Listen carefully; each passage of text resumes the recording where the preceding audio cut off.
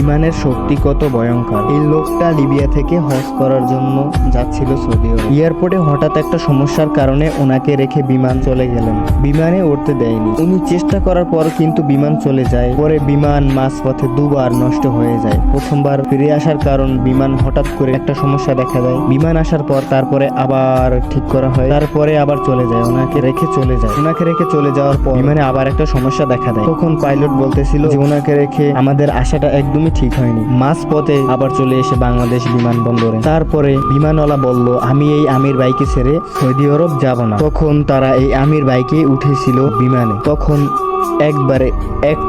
একবারে সোজা সৌদি আরবে নামেন। তখন নামার পর বিমানওয়ালা নিজেই তার সাথে অনেক কথা বললেন। তিনি প্রতিটা কথা হাসি মুখে বললেন। ইমান কতখানি মজবুত তার দেখেন, মুখে কোনো দাড়ি নেই, তারপরও আল্লাহর প্রতি কত বিশ্বাস তার।